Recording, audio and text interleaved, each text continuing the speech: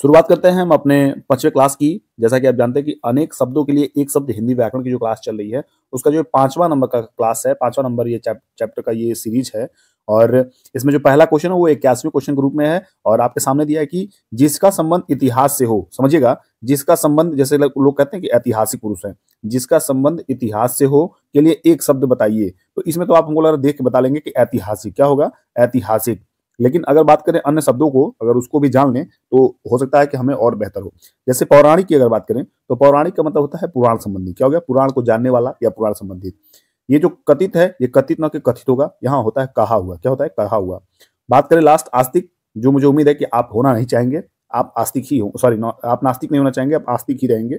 जो ऊपर वाले में विश्वास रखता है, यानी कि जो प्रभु में, जो ईश्वर में जो विश्वास रखता है वो आस्तिक होता है, जो नहीं विश्वास रखता वो नास्तिक होता है। तो विश्वास रखिए, आप सफलता एक दिन जरूर हासिल करेंगे। नेक्स्ट क्वेश्चन देखते हैं 82 नंबर का। और इससे पहले मैं आप सभी से कहना चाहूंगा, जो भी लोग चैनल पर नए आए हो या पहली बार आए हो, चैनल को सब्सक्राइब कर लें, साथ ही बेल आइकन प्रेस करें और अपने सभी साथियों को इस क्लास शेयर करिए।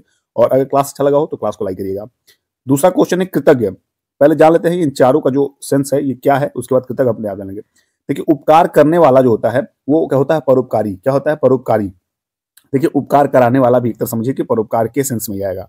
सी की बात करें, किए हुए उपकार को न मानने वाला, तो ये होता है कृतज्ञ। क्या होता है? कृतज्ञ होता है। आप पढ़े भी हैं कृतज्ञ। और डी है किए हुए उपकार को मानने वाला, तो उसको कृतज्ञ कहते हैं। यानी कि जो डी वाला आपका है, ये देखिए आपके सामने कृतज्ञ है, कृतज्ञ का जो सेंस निकलेगा वो आपका किए हुए उपकार को मानने वाला जो है वो राइट हो जाएगा। नेक्स्ट बात करते हैं 83 नंबर का क्वेश्चन दिया कि जिसे यह न जान पड़ता हो, यानी कि जिसे न ये पता चलता हो कि क्या करूं और क्या ना करूं, का क्या अर्थ होगा। तो उसके लिए सबसे पहले हम जान लेते हैं कि जो ये चीजें हैं उसको समझते हैं। देखिए, ए जो ऑप्शन आपको दिया है, कर्तव्य विमूढ़। कर्तव्य विमूढ़ का मतलब अपन जिसे अपने कर्तव्य का ज्ञान ना हो, जिससे अपने कर्तव्य के ज्ञान ना हो, अपने कर्तव्य से यानी कि वो अगेंस्ट हो गया हो। और कर्तव्यहीन जो अपने कर्तव्य से गैर जिम्मेदार हो, अपने कर्तव्यों को एकदम विहीनता पूर्वक मतलब करता ही नहीं है। और जो आपका ये सी है, जिसे यह ना जान पड़ता हो कि क्या करूं और क्या ना करूं, तो उसे किंग कर्तव्य विमूढ़ कहते हैं। और लाचार, आप समझ ही रहे हैं कि पूरे छात्र जो है वो बेचारे लाचार हैं। वैकेंसियां अभी फिलहाल आई हैं, इसके पहले हम सब लाचार थे। तो जो मजबूर हो जाएगा डी ऑप्शन। और यहाँ का जो ऑप्शन हो जाएगा वो सी हो जाएगा, किंग कर्तव्य विमूढ़। क्या हो जाएगा? किंग कर्तव्य विमूढ़, जिसे यह ना जान पड़ता हो कि क्या करूं और क्या ना करूं। बात करें हम 84 नंबर क्वेश्चन की, चंद्रमा तथा ब्रह्मांड। चंद्रमा तथा ब्रह्मांड के लिए एक शब्द है। चंद्रमा तथा ब्रह्मांड के लिए एक शब्द है, तो आप पहले इसको समझिएगा। यहाँ देखिए आपके सामने सोम दिया हुआ है। सोम मतलब ये है, सोम का सेंस समझिएगा, एक तरह का जो यज्ञ जो होता है, यज्ञ में तर्पण के काम आने वाली जो एक लता है, एक डाली है, उसको सोम के संबंधित हम देखते हैं। बाकी द्विज का सेंस होता है चंद्रमा और ब्रह्मांड दोनों होता है। क्या होता है द्विज का? चंद्रमा तथा ब्रह्मांड। वर्ण का मतलब आपका रंग भी होता है, अक्षर भी होता है, जाति भी होती है, तीनों होते हैं, जैसा कि आप वर्णमाला में पढ़ते आए हैं। श्रेष्ठ का मतलब जो आपसे बड़ा हो वो श्रेष्ठ है, तो इसका सही उत्तर हो जाएगा वो द्विज हो जाएगा। नेक्स्ट क्वेश्चन 85 नंबर का है। क्या है आपके सामने देखिए, कह रहा है कि जो काम करना कठिन हो, जो काम करना कठिन हो उसे क्या कहेंगे एक शब्द में, तो उसे हम दुष्कर कहेंगे। क्या कहेंगे? दुष्कर। देखिए जरा एक बार देख लेता हूँ क्या सही, बिल्कुल सही है, दुष्कर। क्या है? दुष्कर। और बाकी हम नेक्स्ट बी का समझते हैं। देखिए, दूभर। आप जानते हैं कि अरे यार, जैसे बात बात में लोग कहते हैं कि अरे यार ये तो बड़ी दूभर सा काम है, बड़ा दूभर, इसका मतलब बड़ा मुश्किल से काम है, बड़ा कठिन काम है। और कठिन का मतलब आप समझ ही रहे हैं। और असंभव, जो वो आप जो संभव योग्य ना हो वो असंभव है। तो ऐसी कोई चीज नहीं धरती पे जो असंभव है। अगर आपने ठान लिया है तो वो असंभव बिल्कुल ही नहीं है, वो हर हाल में आप संभव करके दिखा सकते हैं। आपके अंदर विश्वास होना चाहिए। 86 नंबर का प्रश्न आपके सामने है कि जो कठिनाई से मिलता है, जो कठिनाई से मिलता है उसके लिए एक शब्द। तो सबसे पहले हम समझते हैं कि दुर्गम। दुर्गम जो है आपके सामने, दुर्गम का मतलब होता है जहां पहुंचना कठिन हो, जहां गम का सेंस जाने से होता है, गमन। तो दुर्गम, जहां पहुंचना कठिन हो, जहां पहुंचना मुश्किल हो, उसका सेंस दुर्गम हो जाएगा। बात करें दुर्लभ का, तो दुर्लभ वो होता है जहां कठिनाई से मिलता है, जो कठिनाई से मिलता हो। तो देखिए आपका जो क्वेश्चन है उसका जो ऑप्शन हो जाएगा वो बी हो जाएगा, जो कठिनाई से मिलता हो। बात करें अगम का, तो अगम जहां बिल्कुल आप चल ना सकें, न चलने योग्य जो है उसे अगम कहेंगे, या न चलने वाले को हम अगम कहेंगे। बात करें डी की, सुलभ। आप बहुत जगह देखते हैं कि ये चीज सुलभ है, सीधी सी बात, आप सुलभ शौचालय देखते हैं तो उसका सेंस यही सुलभ, सुलभ का जो मतलब होता है वहां सहज से होता है, साधारण होता है, सरल से मतलब होता है। मैं इस चीज को वहां पकड़ा हूं ताकि आप उससे समझ सके। नेक्स्ट 87 नंबर का जो प्रश्न है वो देखिए इसको, वन में लगने वाली आग। देखिए वन में जो आग लगती है ना, उसको आप सभी जानते हैं कि वन में लगने वाली आग को हम और आप बहुत पहले से पढ़ते आए हैं, कई बार इस क्वेश्चन को रिपीट हम कराए हैं, उसे दावाग्नि कहते हैं। क्या कहते हैं? दावाग्नि। क्या कहते हैं? दावाग्नि। मतलब दावाग्नि मतलब वन में लगने वाली आग को। और देखिए बड़वाग्नि जो कहती है वो भूगर्भ के भीतर लगने वाली आग कहते हैं। क्या कहते हैं? भूगर्भ। यानी कि जो आपका जो पृथ्वी है इसके अंदर जो लगने वाली आग है उसको हम क्या कहते हैं? बड़वाग्नि कहते हैं। बड़वाग्नि कहते हैं, याद रखिएगा। फिर लास्ट सी की बात करें, विरहाग्नि। विरहाग्नि का मतलब है कि कोई भी व्यक्ति हो या महिला हो, विरह के शोक में डूबी हुई जो महिलाएं होती हैं उनके अंदर की जो आग होती हैं उनको हम विरहाग्नि कहते हैं। यानी कि विरह के अग्नि में वो बिल्कुल डूबी हुई रहती हैं, इसलिए उनको विरह के शोक में डूबी हुई जो महिला होती हैं या व्यक्ति होते हैं उनको विरहाग्नि के शोक में डूबे हुए कहते हैं। फिर बात करें जठराग्नि। जठराग्नि देखिए पेट की आग, यानी कि जो पेट के भीतर की आग जो होती है, जो उसको हम जठराग्नि कहते हैं। और जो जठराग्नि होती है वो भोजन को पचाने में काम करती है। और जठराग्नि को शुद्ध रूप से अगर देखा जाए तो पेट के भीतर की आग को जठराग्नि कहते हैं। ऐसा प्रश्न आपके सामने आएगा भी कि जठराग्नि किसको कहते हैं, तो पेट के भीतर लगने वाली आग को जठराग्नि कहते हैं। 88 नंबर प्रश्न आपके सामने है। क्या कह रहा है कि बलिदान की भावना को प्रेरक होते हैं। बलिदान की भावना के प्रेरक होते हैं, तो कौन से प्रेरक होते हैं? बलिदान की भावना के प्रेरक कौन होते हैं? तो आप सभी इसका आंसर करिए। तो बलिदान की भावना प्रेरक हमेशा देशभक्त होते हैं। क्या होते हैं? देशभक्त होते हैं। जिनके अंदर देशभक्ति होगी वही तो बलिदान के भावना प्रेरक होंगे। अन्यथा बहुत से लोग आपके देश में मिलेंगे जिनके अंदर बलिदान की भावना बिल्कुल शून्य होगी, बिल्कुल जीरो होगी। तो ऐसे व्यक्ति को आप देशभक्त नहीं कर सकते हैं।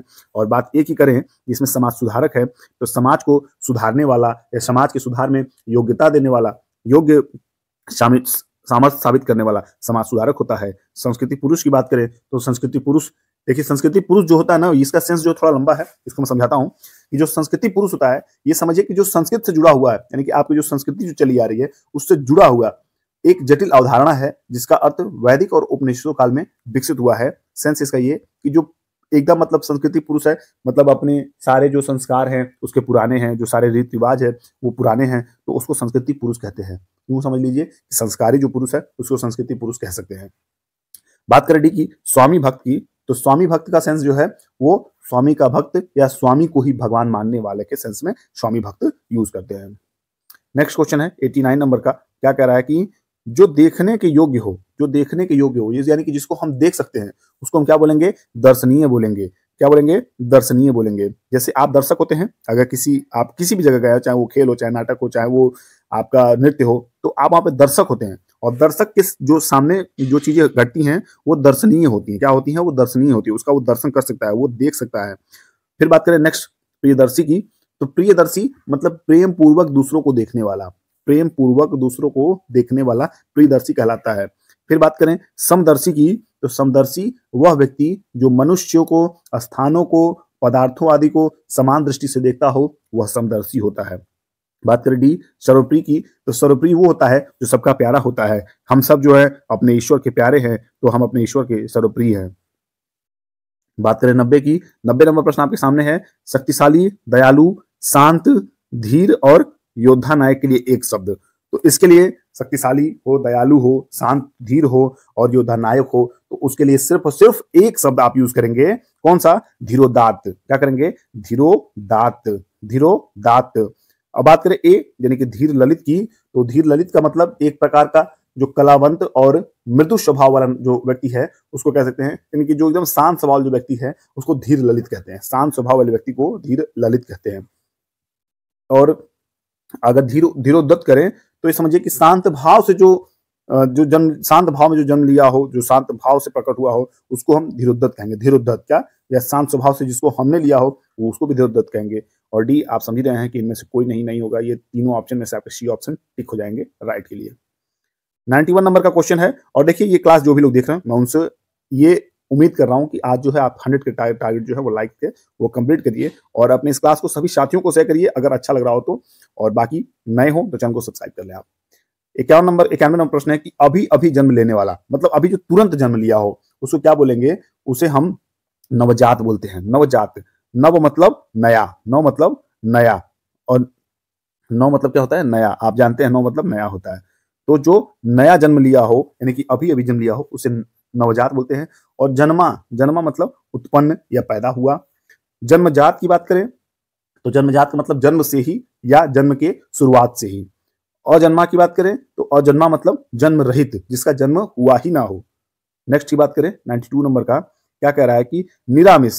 आप पहले जान लीजिए कि आमिष का मतलब क्या होता है, फिर निरामिष का मतलब समझिएगा। देखिए आप बी वाले ऑप्शन में अगर देखेंगे तो यहाँ आमिष के आगे ब्रैकेट लगा दिया गया मांस। आमिष का मतलब होता है मांस और निरामिष का मतलब होता है जो मांस का सेवन न करता हो उसके लिए।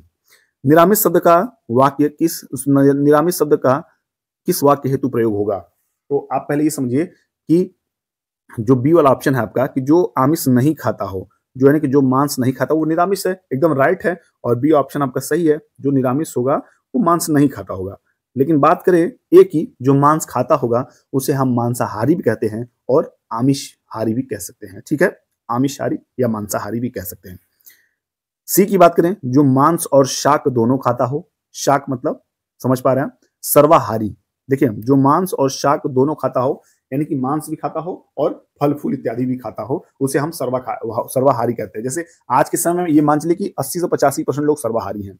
लेकिन बात करें जो शाक खाता हो, शाक, देखिए जो शाक खाता हो उसे शाकाहारी कहते हैं। क्या कहते हैं? शाकाहारी। याद रखिएगा, जो मांस और शाक खाता हो सर्वाहारी, जो शाक खाता हो वो शाकाहारी, जो मांस खाता हो मांसाहारी या आमिष, और जो मांस नहीं खाता हो उसे याद रखिए निरामिष कहते हैं। ये सेंस में दिया है। 93 नंबर की बात करें, 93 नंबर का जो प्रश्न है कि नगर में रहने वाले को क्या कहेंगे? इसका सही उत्तर जो हो जाएगा वो नागर हो जाएगा। नगर में रहने वाले को नागर कहते हैं। इसी तरह शहर में रहने वाले को शहरी कहते हैं, या शहर से संबंध रखने वाले को शहरी कहते हैं। नगर वधु की बात करें तो पूरे नगर की जो वधु होगी, जो पूरे नगर की जो पत्नी होगी उसको नगर वधु बोलेंगे। नौकर का मतलब होता है सेवक। इस प्रकार आपके जो चारों मैंने आपको समझा दिए, जो बी ऑप्शन है वो राइट हो जाएगा। बात करेंगे 94 नंबर प्रश्न की, दिया है कि जिसका कोई आकार ना हो। समझिएगा, जिसका कोई आकार ना हो, यानी कि आपके जो ईश्वर हैं, जो आपके प्रभु हैं, जो आपके गॉड हैं, वो निराकार होते हैं। निराकार मतलब जिसका कोई आकार ना हो, इसका मतलब है कि डी ऑप्शन आपका राइट हो जाएगा। बात करें ए की, कलाकार की, तो कलाकार का मतलब कला को जानने वाला कलाकार होता है। साकार किसको कहते हैं? यानी कि विशिष्ट रूप या आकार जो युक्त होते हैं वो साकार होते हैं। और बेकार आप जानते ही हैं कि हम जो तैयारी नहीं कर रहे हैं उसका हमारा समय जो है बेकार जा रहा है, उसका रिजल्ट भी हमें बेकार ही देखना पड़ेगा। तो इसलिए बेकार होने से बेहतर है कि आप साकार बनिए, आप कलाकार बनिए। आप जल्दी से जल्दी प्रयास करिए, जितना ज्यादा समय आप अपने परीक्षाओं में ज्यादा समय दे के अच्छे क्वेश्चन अप्रोच करने के जितने समय आप बढ़ा सकते हैं वो आपके लिए लाभदायक होंगे, लाभप्रद होंगे। 95 नंबर प्रश्न है, क्या कह रहा है कि पर्वतीय शब्द का वाक्यांश। देखिए आप भी बताइए जरा, अभी 4 ऑप्शन आपके सामने है, ये पर्वतीय शब्द का क्या अर्थ होगा उसको बताइए। तो अगर बात करें जो पर्वत पर रहने वाला, क्या पर्वतीय होगा? आप बताइए इसको। तो बिल्कुल राइट है, पर्वत पर रहने वाले को ही पर्वतीय कहते हैं। क्या कहते हैं? पर्वत पर रहने वाले को ही पर्वतीय कहते हैं। बात करें बी को, तो जो पर्वत पर उगने वाला, जी बिल्कुल नहीं, ये गलत हो जाएगा। जो पर्वत पर घूमने वाला, जी नहीं, ये पर्वतारोही हो सकता है। पर्वत पर देखिए, पर्वत पर चढ़ने वाला पर्वतारोही, ठीक है। और पर्वत पर घूमने वाला ये भी नहीं होगा। लेकिन जो बात करें पर्वत पर रहने वाला तो पर्वतीय हो जाएगा। 96 की बात करें, क्या दिया है कि पीने की इच्छा, पीने की इच्छा को कहते हैं। समझिएगा कि पीने की इच्छा क्या कहते हैं? पिपासा कहते हैं। क्या कहते हैं? पिपासा। पिपासा जो आगे बी ऑप्शन में दिया है, पिपासा, पीने की इच्छा रखने वाला पिपासा। और पिपासु जो होता है, यानी कि ए ऑप्शन में जो पिपासु दिया है, वो व्यक्ति जो प्यासा हो। देखिए ये और इसमें दोनों की इच्छा है, प्यासा हो लेकिन इच्छा नहीं है तो पिपासु, और प्यासा है लेकिन उसे इच्छा भी है पीने की, उसे पिपासा कहेंगे। और पिच्छा मतलब आप समझते हैं कि विपरीत या अगेंस्ट, और प्यासा आप समझ रहे हैं कि जिसे पीने की इच्छा हो। 97 की बात करें तो दिया है कि एक बार कही बात को दोहराते रहना।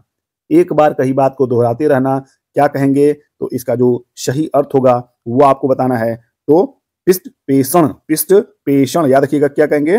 पिष्ट पेषण मतलब एक बार कही गई बात को दोहराते रहना, पिष्ट पेषण कहते हैं। बात करें ए नंबर आगार की, तो आगार का मतलब होता है मकान या घर आदि में रहने का जो स्थान होता है उसे आगार कहते हैं। बात करें प्राकथन की, यानी कि थ है, ये प्राकथन जो हो जाएगा, आप भी पढ़ते हैं, जो प्राकथन होता है उसे हम क्या कहते हैं? प्रस्तावना या पहले कही गई बात। प्रस्तावना या पहले कही गई बात। और देखिए डी आपका प्रस्तावना है, तो प्रस्तावना मतलब आरंभ या प्रस्ताव या पहले कही बात, आपका प्रस्तावना हो जाएगा। 98 नंबर बात करेंगे तो कठोर परिश्रम का परिणाम आंखों के सामने था। कठोर परिश्रम का परिणाम जो है आंखों के सामने था, यानी कि आपके सामने जो कुछ भी घटित हो, जो कुछ भी घटित हुआ हो, वो पूर्ण रूप से प्रत्यक्ष माना जाएगा। तो प्रत्यक्ष का मतलब होता है जो आपके आंख के सामने हो, यानी कि आप प्रत्यक्ष का, जैसे कहा गया कि प्रत्यक्ष को प्रमाण की जरूरत नहीं होती है, यानी कि जो आप अपने आंखों से खुद देखा हो उसे किसी तरह का प्रमाण का, किसी तरह का प्रूफ का, किसी तरह के सबूत का आवश्यकता नहीं होता है। तो यहाँ जो प्रत्यक्ष का सेंस है वो आपके आंखों के हुई सामने घटना की बात हो रही है। तो कठोर परिश्रम का परिणाम आंखों के सामने था, यानी कि प्रत्यक्ष था। तो सी ऑप्शन जो है आपका राइट हो जाएगा। फिर बात करेंगे ए की, तो ए मतलब भी आप जानते हैं सामने, और बी मत आगे मतलब भी आप जानते हैं आपके सामने ही, और सर्वज्ञ मतलब समझिएगा सब कुछ जानने वाला, सर्वज्ञ मतलब सब कुछ जानने वाला। तो इस तरह जो सी ऑप्शन है वो आपका राइट हो जाएगा। नेक्स्ट क्वेश्चन की बात करते हैं 99 नंबर की। क्या दिया है? 99 नंबर है कि जो किसी बात या उक्ति को तुरंत सोच ले। जैसे समझिएगा, जैसे मतलब हमने किसी से कोई बात कही, वो तुरंत अपने मन में वो बात सोच लिया, और तुरंत अपने बात जो मन में सोच के जो उसके अंदर उत्पन्न होगा, जो भी विचार उसके अंदर उत्पन्न होगा, उससे हम प्रत्यत उत्पन्नमति कहेंगे। क्या कहेंगे? प्रत्यत उत्पन्नमति कहेंगे। जो किसी बात को तुरंत सोचे या उक्ति को तुरंत सोच ले, और उसके बाद जो उसके मन में जो विचार उत्पन्न होंगे उसको हम प्रत्यत उत्पन्नमति कहते हैं, यानी कि सी ऑप्शन आपका इसमें राइट हो जाएगा।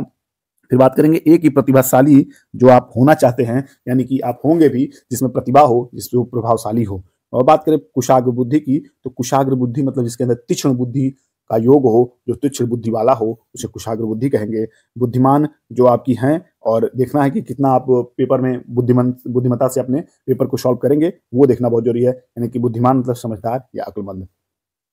अब इस क्लास के लास्ट क्वेश्चन की बात करें 100वें नंबर का, तो जो शब्दांश किसी शब्द के अंत में जुड़कर नया शब्द बनाते हो, अगर आप ध्यान से पढ़े होंगे उपसर्ग और प्रत्यय, तो देखिएगा अगर मान लीजिए ये कोई शब्द है, तो शब्द के पहले क्या लगता है? उपसर्ग लगता है। क्या लगता है? उपसर्ग। और शब्द के बाद में क्या लगता है? प्रत्यय।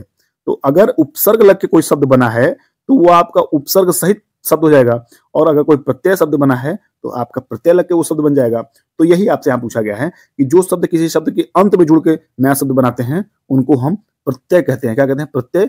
और जो शब्द किसी शब्द के आगे, यानी कि पहले लग के शब्द नए शब्द बनाते हैं, उनको उपसर्ग कहते हैं। और समास, जैसा कि आप नेक्स्ट चैप्टर पढ़ेंगे, तो समास का मतलब योग या मेल, और संधि मतलब आप जानते हैं कि जो दो शब्दों को जो जोड़ दे उसे संधि कहते हैं। मेल, योग, संयोग या जोड़। तो इस तरह ये क्लास ये समाप्त होता है, और ये प्रश्न यहाँ समाप्त होता है।